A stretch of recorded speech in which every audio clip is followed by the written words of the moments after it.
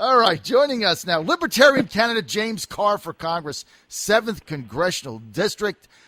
James, the race in the 7th Congressional District is an election, not a coronation. Great to have you with us. Good morning, John. Thanks for having me on the show. And I want to say, first off, happy birthday to Fraulein, and wow, the woman must be a saint to have put up with you for this long. Oh, my God, you have got that right. This is unbelievable. I mean, the trials and tribulations that she has put up with. Sometimes, though, you know what, James? It's better to be lucky than good.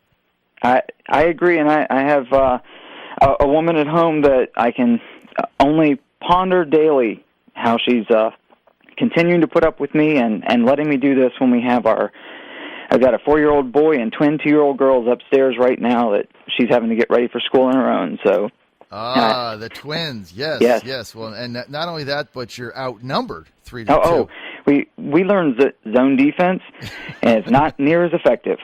I know, zone defense. See, we have 3, but our other 2 are older, so we could always play man to man, and of course now with our other 2 out, we've got the little one at home. You know, we can double them up, so we're good to go. James, I got to tell you what impressed me about your candidacy is you walked door to door to get all the signatures to get on the ballot. That's a lot of work, James. Why did you do that? Well, I grew up, the first election I can remember was Reagan-Mondale, so kind of give you an idea. A little bit younger than most candidates running for U.S. House.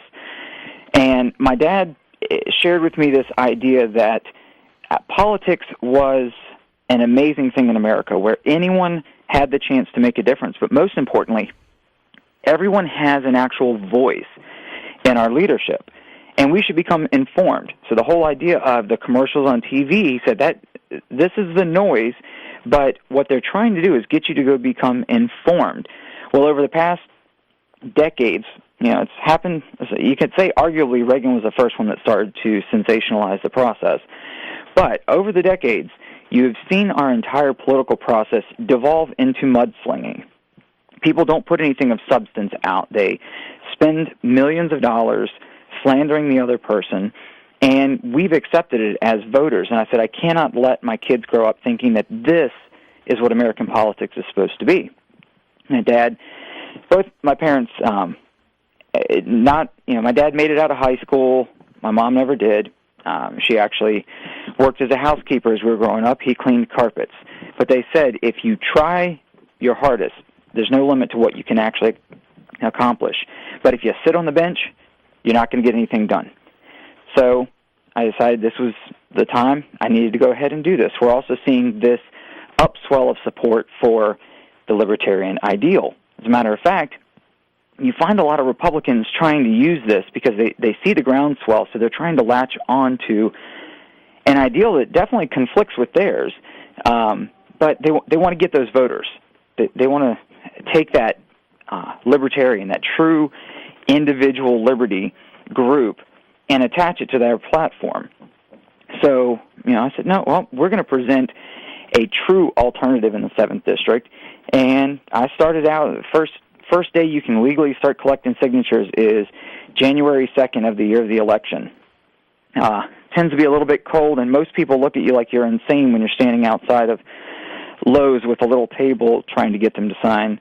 You go door to door, and some people open the door for you. Some people, no, I really have no interest in talking politics in the middle of January when it's 36 degrees out, so keep moving, son. We're with Libertarian candidate James Carr, running for Congress in the 7th District of Virginia. That's an open seat.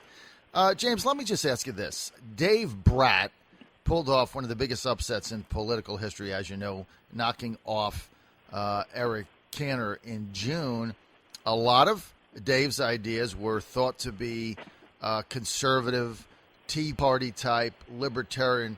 He had a pretty broad coalition behind him of people that want to change. So Dave has almost positioned himself as kind of the quasi-libertarian candidate. What are the policy differences between yourself and Professor Dave Brat?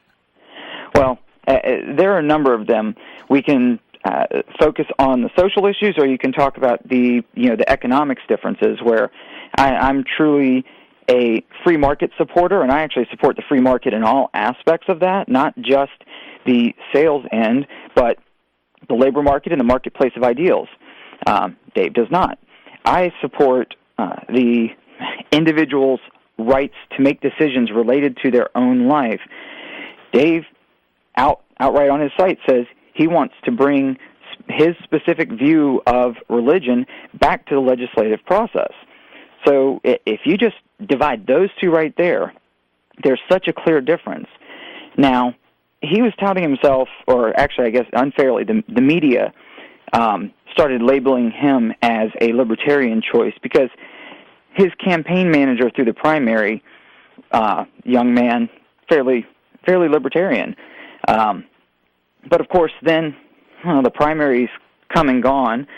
Washington insiders come in to start running his campaign, and we're seeing the standard. They fired Zach 2 days after he won, which I thought was one. I mean, I thought they could have found some spot for him, deputy something. I mean, Zach, I can't think of his last name. Nice young fella. Worrell, yeah. What was his name? Worrell. Zach Worrell, right. He was Dave's campaign manager, worked 20 hours a day. Really fine young man. I think the world of him. I think now he's out west doing something for some other candidate. But he did a fine job. But Dave's people fired him like 2 days after. It's like, thanks for winning. Bye. Well, if you look at it, he had some posts on social media from previous that made him look a little bit of an extremist and didn't fit within the standard GOP cookie cutter, and they decided that wasn't going to reflect good on Dave. If you look at the vast change in approach to campaigning from prior to the primary to now, it's been disappointing because I really did look forward to having engaging discussions. The whole idea is choices. The voters deserve to have choices. And in the primary, I believe you will recall, one of Dave's major points was, Eric Cantor is afraid to debate me. I want to have a debate, an open exchange of ideas, and let the voters decide. Well, that's fine and good to get you through the primary. What happens when you get into the general and you have two other candidates? They have competing ideas, all three very distinct positions, and now you have Mr. Brat and his campaign refusing to hold actual debates. As a matter of fact, the one event that has been touted as a debate has now, and Mr. Brat's campaign can deny this all they want, but we know with a $500,000 grant to the college under his control that the college is doing things at his bidding. But they actually have changed the format of the Randolph-Macon debate to make sure that the candidates do not engage in each other. And they came up with rules, specifically, have you raised $50,000 for your campaign, to exclude me from that discussion. Any of the other events that we're holding, as a matter of fact, tomorrow night in New Kent, the New Kent Chamber of Commerce is having the only true debate. Mr. Brat's team confirmed several times with the organizer, and they've backed out of that. It's a true debate format where we are going to be allowed to engage each other.